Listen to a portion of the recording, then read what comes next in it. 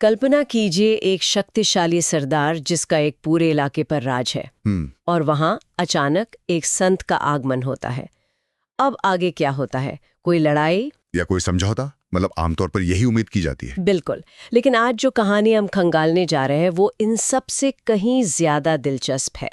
ये कहानी सत्ता और आध्यात्मिकता के टकराव की नहीं है। नहीं, ये उनके एक बहुत ही अनोखे संगम की कहानी है। तो चलिए इस पर गहराई से चर्चा करते हैं। हम बात कर रहे हैं विक्रम संवत की 16वीं शताब्दी की। मतलब उस समय का वृंदावन वो आज की तीर्थ वाली छवि से बिल्कुल अलग था। कैसा था फिर? वो एक घना खतरनाक जंगल था और इस पूरे इलाके को नरवाहन नाम का एक सरदार नियंत्रित करता था, जिसे हमारे स्रोत डाकुओं का सरदार कहते हैं। जी। और इसी माहौल में महाप्रभु हित हरिवंश चंद्र जी का आगमन होता है। और आज हमारे स्रोत हमें इसी डाकू राजा के एक अविश्वसनीय बदलाव की कहानी बताते हैं। एक ऐसा बदलाव जो सिर्फ एक व्यक्ति तक सीमित नहीं रहा, बल्कि उसने पूरे क्षेत्र का चरित्र ही बदल दिया। तो सबसे पहले उस माहौल को ही समझते हैं।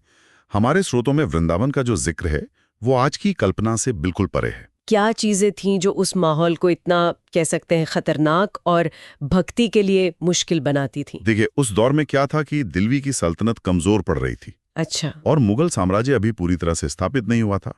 तो एक तरह का पावर वैक्यूम था। राजनीतिक अस्थिरता। बिल्कुल। और इसी का फायदा उठाकर कई छोटे छोटे सरदारों ने अपने अपने इलाके बना लिए थे। वृंदावन भी इसी तरह के एक शक्ति शून्य का केंद्र था। और वो जंगल था जैसा आपने बताया। हाँ, एक घना जंगल जिसमें छोटे छोटे टीले थे जो छिपने के लिए मतलब आदर्श जगह थी। जो मुख्य बस्ती थी वो राजपुर नाम के गांव में थी। और यमुना नदी का भी जिक्र है। हाँ, बरसात के मौसम में यमुना इन्हीं टीलों के बीच से होकर बहती थी। और यही वजह है कि वृंदावन के जो पुराने मंदिर हैं ना, वो हमेशा ऊंची जगहों पर बने हैं। अच्छा। और इसी अराजकता के बीच नरवाहन का उदय होता है। मतलब वो सिर्फ एक लुटेरा नहीं था। नहीं नहीं, उसने तो एक तरह की समानांतर सरकार बना रखी थी। मतलब एक पूरी व्यवस्था थी। हाँ, और ये सिर्फ बाहुबल का कंट्रोल नहीं था, उसने एक सिस्टम बना लिया था। भले ही वो व्यवस्था लूट पर आधारित थी। वो जंगल का इस्तेमाल करता था लूटे हुए माल को छुपाने के लिए। और समय के साथ उसने राजा की उपाधि ले ली। अच्छा। यमुना तट पर भैरवगढ़ में एक गढ़ी यानी एक छोटा किला बना लिया। और जो भी व्यापारी जल मार्ग से जाते थे उनसे ज़कात मतलब चुंगी वसूलने लगा। और इसके लिए उसने अपनी एक फौज भी रखी थी। जी हाँ, बिल्कुल।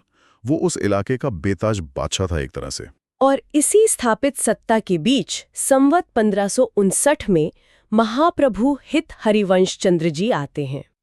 ची टेकरी पर स्थापित करते हैं, लेकिन उनके सामने सुरक्षा की एक बहुत बड़ी चुनौती थी। बिल्कुल। और स्थानीय भक्त भी बहुत चिंतित थे। उन्होंने ही कहा होगा। हाँ, उन्होंने महाप्रभु से कहा कि अगर ये नरवाहन सुधर जाए तो ही भक्तों के लिए यहाँ रहना सुरक्षित हो पाएगा। और यहीं से कहानी में एक मनोवैज्ञानिक मोड़ आता है।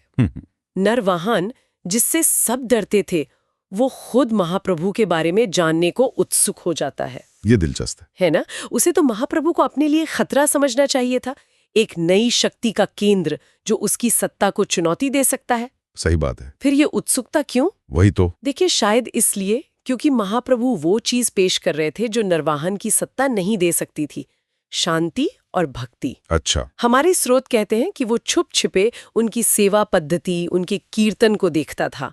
शायद उसके मन में एक खालीपन था। वो सोचता होगा कि मेरे पास ताकत है, पैसा है, डर है, लेकिन इन लोगों के पास ऐसा क्या है जो ये बिना किसी डर के इतने आनंद में डूबे रहते हैं। ये उसके भीतर की एक अनकही खोज को दिखाता है। बिल्कुल। और फिर वो दिन आता है जब वो छिपकर देखने के बजाय सामने आने का फैसला करता है। हाँ। नरवाहन हिम्मत करके महाप्रभु के सामने जाता है। और वहां जो होता है वो मतलब किसी ने नहीं सोचा होगा। क्या होता है? महाप्रभु हित जी उसे देखते ही भाव विभोर होकर उसके चरणों में गिर पड़ते हैं। क्या बात है! एक संत एक डाकू के पैरों में। हाँ। ये सिर्फ विनम्रता नहीं थी, ये तो एक असाधारण आध्यात्मिक रणनीति थी। रणनीति कैसे? देखिए, महाप्रभु ने नरवाहन के अहंकार पर सीधा हमला करने के बजाय उसके पैरों में गिरकर उसके अहंकार को ही निरस्त कर दिया। उन्होंने उसे दुश्मन की तरह नहीं देखा, बल्कि एक खोई हुई आत्मा की तरह देखा जिसमें ईश्वर का अंश है। उस एक पल में नरवाहन की वो जो डाकू वाली पहचान थी वो टूट गई। उसे तो उम्मीद होगी कि उसे डांटा जाएगा या हाँ, या उसे कुछ मांगा जाएगा, लेकिन यहाँ तो उसे वो सम्मान मिल रहा था जो शायद उसे खुद से भी कभी नहीं मिला।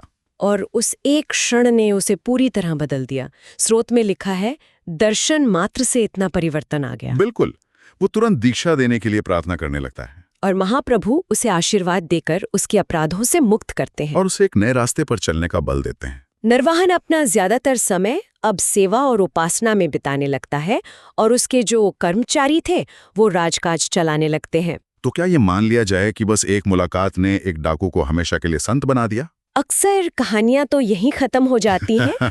हाँ, और फिर वे खुशी खुशी रहने लगे वाले अंदाज में। लेकिन हमारे स्रोत बताते हैं कि असली परीक्षा तो अभी बाकी थी। बिल्कुल, क्योंकि एक व्यक्ति का बदलना एक बात है और एक पूरे सिस्टम का, एक पूरी व्यवस्था की आदतों का बदलना वो दूसरी बात है। सही कहा। नरवाहन का हृदय परिवर्तन हो चुका था, लेकिन उसका राजकाज का तरीका, उसकी फौज की आदतें वो अभी भी पुरानी थीं। और इसी की परीक्षा एक जैन व्यापारी की घटना के रूप में सामने आती है। जी, ये कहानी का एक बहुत ही तनावपूर्ण मोड़ है। हाँ, एक अमीर व्यापारी अपने 700 आदमी और हथियारों के साथ यमुना से गुजरता है और वो चुंगी देने से इनकार कर देता है।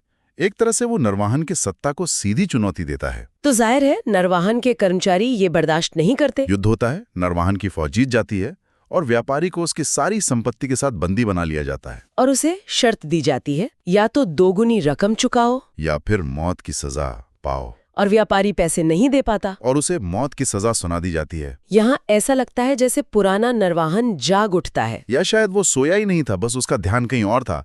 राजा तो भक्ति में लीन है, लेकिन राज्य का जो सिस्टम है वो अभी भी वही पुराना और क्रूर है। बिल्कुल, यहीं पर इंसान की पुरानी आदतें और नए आदर्शों के बीच का टकराव दिखता है।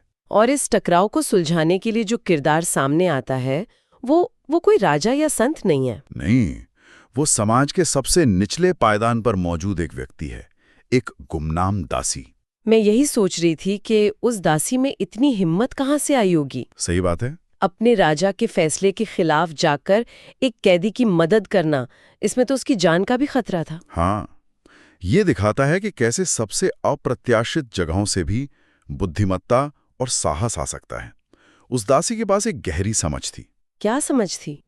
उसने ये देख लिया था कि राजा का हृदय सच में बदल चुका है, बस उसकी परीक्षा होने बाकी है। वो जानती थी कि उसके राजा का मन अब राधा वल्लभ श्री हरिवंश नाम में बसता है। अच्छा। तो वो चुपचाप बंदी खाने में जाती है और उस दुखी व्यापारी को एक योजना बताती है। क्या कहती है वो? वो कहती है, हमारे राजा को श्री राधा वल्लभ नाम से बहुत प्रेम है। आधी रात के बाद जब सब शांत हो जाएं, तुम जोर जोर से राधा वल्लभ श्री हरिवंश का जाप शुरू कर देना। एक आखिरी उम्मीद। बस।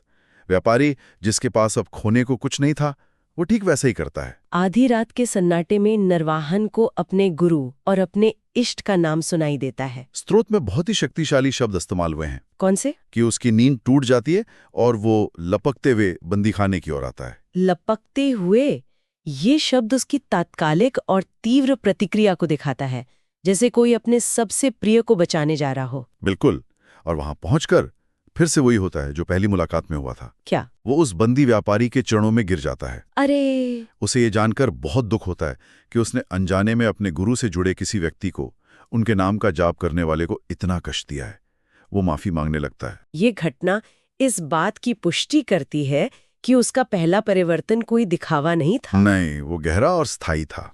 और इसके बाद जो होता है वो भी बहुत मायने रखता है। सुबह होते ही व्यापारी को स्नान कराया जाता है, साफ कपड़े पहनाए जाते हैं और उसका सम्मान किया जाता है। उसकी सारी संपत्ति लौटा दी जाती है। ये एक चक्र पूरा होने जैसा है। हाँ, जिस धन के लिए युद्ध हुआ, वही धन अब सम्मान के साथ लौटाया जा रहा है। और वो व्यापारी इतना प्रभावित होता है कि वो अपनी सारी संपत्ति महाप्रभु हित जी को भेंट करना चाहता है। लेकिन महाप्रभु उसे भी स्वीकार नहीं करते। ये भी एक और मोड़ है। हाँ, वे मना कर देते हैं और उसे कहते हैं कि ये संपत्ति साधु संतों की सेवा में लगा दो। ये पूरी घटना हर किरदार के चरित्र को दिखाती है। नरवाहन का बदला हुआ हृदय, व्यापारी का आभार और महाप्रभु की निस्वार्थता। बदलाव सिर्फ एक व्यक्ति में नहीं बल्कि पूरे माहौल में आ रहा था। तो इस सब का नरवाहन के लिए क्या मतलब था? वो तो डर गया होगा। हाँ, वो डरा हुआ था। उसे लग रहा था कि उसने बहुत बड़ा अपराध कर दिया है। तो वो अपने गुरु के पास जाता है। जी, क्षमा मांगने के लिए कि उसने अनजाने में एक भक्त को इतना कष्ट दिया। वो शायद डांट सुनने के लिए तैयार था।